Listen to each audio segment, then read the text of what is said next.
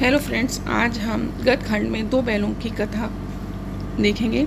उससे पहले हम जिसने ये लिखा है, इसके रचनाकार कौन है, प्रेमचंद जी, उनके बारे में हम कुछ उनके जीवन परिचय के बारे में देख लेते हैं। देखिए, प्रेमचंद जी थे, ये प्रेमचंद जी हैं, बहुत ही सरल स्वभाव के। ठीक है।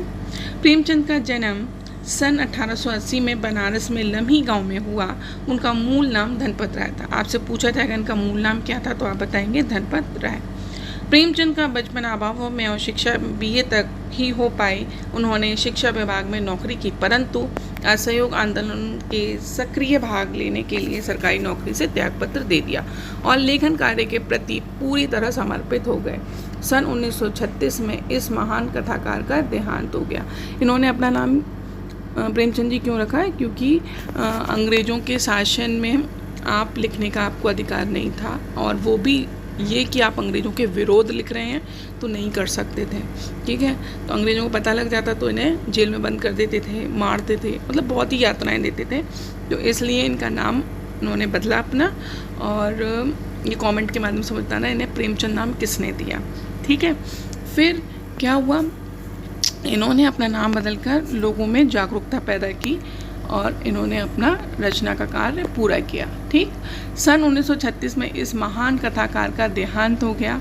ये इतने गरीब थे कि ये क्षय रोग से पीड़ित होकर मर गए बेचारे। इनके पास कह सकते हैं कि इलाज कराने के लिए पैसे भी नहीं थे। आप एक पढ़ेंगे कहानी प्रेमचंद के फटे जूते, उसमें इनका काफ़ी कुछ बहुत क्लियर हो जाएगा इनका जीवन। ठीक है। प्रेमचंद की कहानी मानसरोवर के 8 भागों में संकलित है। सेवा सदन, प्रेमाश्रम, रंगभूमि, कायाकल्प, निर्मला, गबन, कर्मभूमि, गोदान इनके प्रमुख उपन्यास हैं। उन्होंने हंस, जागरण, माधुरी आदि पत्रिकाओं का संपादन भी किया। कथा साहित्य के अतिरिक्त प्रेमचंद ने निबंध और अन्य प्रकार का गद्य लेखन भी प्रचुर मात्रा में किया। प्रेमचंद साहित्य को सामाजिक परिवर्तन का सशक्त माध्यम मानते थे। जिन्होंने जिस गांव और शहर के परिवेश को देखा और जिया, उसकी अभिव्यक्ति उनके कथा साहित्य में मिलती है। किसानों और मजदूरों का दयनीय स्थिति, दलितों का शोषण, समाज में स्त्री की दुर्दशा और स्वाधीनता आंदोलन आदि इनके रचना में मूल विषय रहे। प्रेमचंद की कथा साहित्य का संसार बहुत व्यापक है, यानी इतना बड़ा है कि पढ़ पाना और समझना मुश्किल ही है।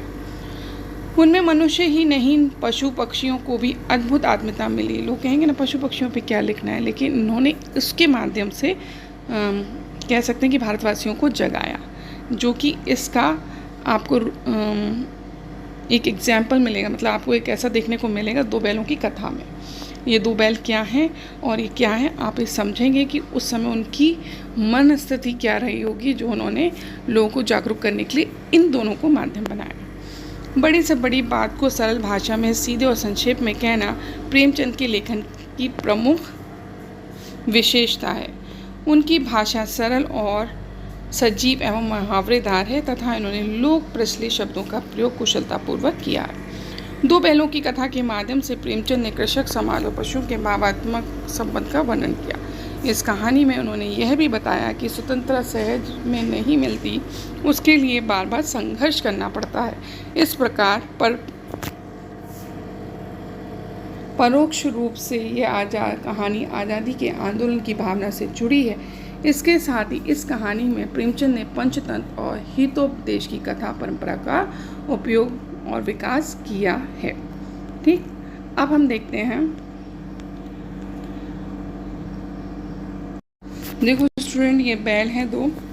अगर आप चाहते हैं मैं कहानी पढ़ूँ तो ये 5 भागों में बहुत ही बड़ी है। मैं आपको इसका संक्षिप्त रूप बता देती हूँ। दो बैल होते हैं, है ना, हीरा, इनका नाम जो होता है वो हीरा होता है, और हीरा और मोती होते हैं, और एक इनका मालिक होता है। ठीक है। ये क्या होता है कि इनका मालिक इन्हें बहुत प्यार से रखता है, तो ये आपस में बहुत अच्छे दोस्त होते हैं। लेकिन मालिक के पास पैसे नहीं होते हैं, तो वो क्या करता है, हीरा और मोती को गिरवी रख देता है एक साहूकार के, ऐसे समझ लीजिए। तो फिर क्या होता है कि वो काम तो बहुत कराता है उनसे, गधे की तरह जोतता है उनको, लेकिन क्या है वो और उनको खाने को नहीं देता, तो वो बहुत परेशान हो जाते हैं। एक बार छोटी सी लड़की उसी के घर से निकल के उसे 2 रोटी या 1 रोटी दे देती है अपने खाने में से। तो फिर क्या होता है, वो इतना मतलब उसका जो मालिक होता है वो इतना चिढ़ जाता है कि उन्हें बहुत मारता है। फिर क्या होता है कि कांजी हौस एक जगह होती है जहाँ पर उनको रखा जाता है। फिर उन्हें कहा जाता है कि अगर तुम भागे, मतलब उसे बंद कर दिया, तो उन दोनों ने सोच लिया था कि अब हम यहाँ से भागेंगे। तो वो भागते हैं और फिर कहाँ पहुँच जाते हैं, अपने मालिक के पास। ठीक है, अब वो अपने मालिक के पास पहुँच जाते हैं तो उन्हें क्या होता है, मालिक को तो प्यार आता ही है, वो मालिक उससे बहुत प्यार करता है। मालिक के पास पहुँच जाते हैं, क्योंकि अब इस कहानी का संदेश यही है कि हर किसी को अपनी आज़ादी प्यारी है।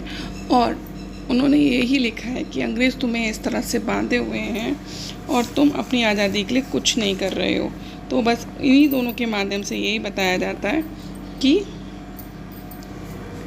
क्या बताया जाता है कि आप अपनी आज़ादी के लिए हमें निरंतर प्रयत्न करना पड़ता है, क्योंकि उन्होंने भी बहुत मार सही, ये सब किया, यही अंग्रेज़ हमारे लिए भी कर रहे थे। तो उन्होंने भी अपना बल दिखाया, फिर दीवार तोड़ दी और अपने मालिक के पास भगे चले आए। मालिक ने उसे बहुत प्यार किया। तो ये सब हमें करना पड़ेगा अपनी आज़ादी के लिए।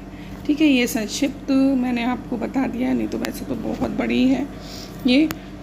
मैं आपको मिलती हूँ बच्चों। देखो ये लड़की है, ऐसे रोटी डालती है तो वो मालिक देख लेता है, साहूकार जो होता है, तो उसको बहुत मारता है इनको।